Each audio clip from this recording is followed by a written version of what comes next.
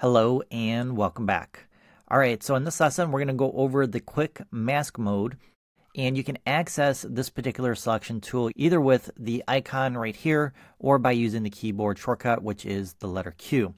There's two different ways that you can use this tool. You can use it as a standalone selection tool, or you can use it in conjunction with one of the other three category selections because it allows you to add and remove the selection with a brush.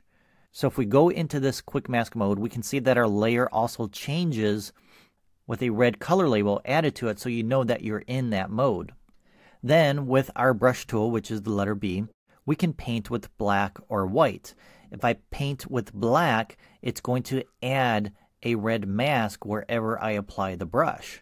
So this is one way of using it. You can come in here and brush around your subject and make those selections that way, and then once you move out of the quick mask mode with the letter Q, you will then be left with your selection. Now, right now, it's selecting everything but the face.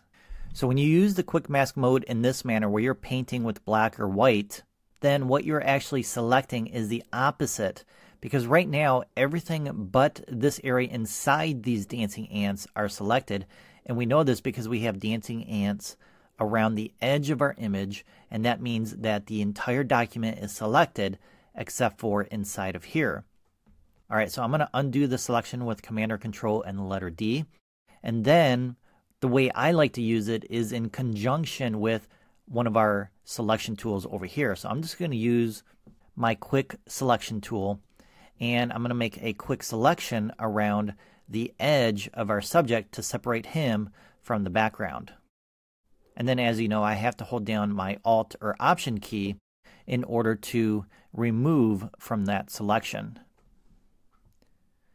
So I'm holding down my Alt or Option key, and then I'm going to click in the areas that I need to add to the selection, and we can see that everything is being selected along the edges of those contrast levels.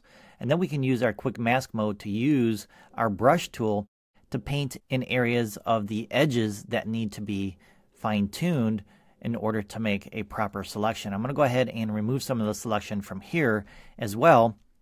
Then I'm going to hit the letter Q to go into quick mask mode, and you can see we have a red mask, and this is part of the selection, and then everything inside of here that is red is part of the selection as well.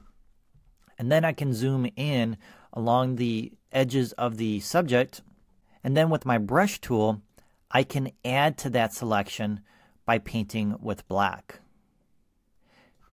If I paint with white, then it's going to remove it.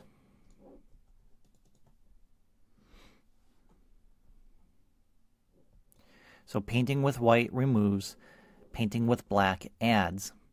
So I'm going to press Q again, and now we can see our selection. Everything is selected except for our subject. So the background is selected, and we can use the brush to fine-tune the selections much easier along these types of edges that are difficult to make selections on, especially with the magnetic tool or the lasso tool, magic wand tool. Using the brush along this edge of hair is easier to select versus using one of those other tools.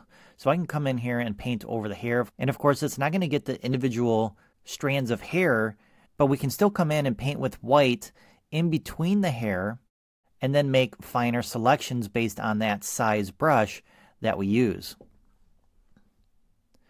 So when you have a lot of detail along the edges like this, using the quick mask mode with your brush is going to be a lot faster and easier versus using some of the other tools.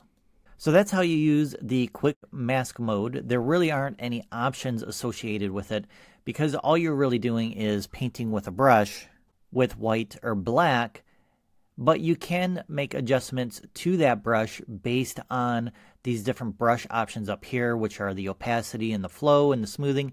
And we have gone over some of these options before, and they're pretty self-explanatory. Opacity will increase or decrease the transparency of the brush and how much is being applied.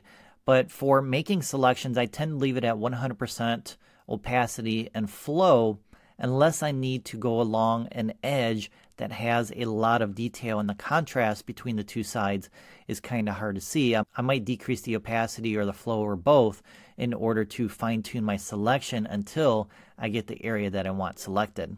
All right, so that's it for the quick mask mode. In the next section, we're going to take a look at select and mask, which is another way to fine tune your selections when you have a lot of detail or different amounts of contrast levels along edges that you're trying to select.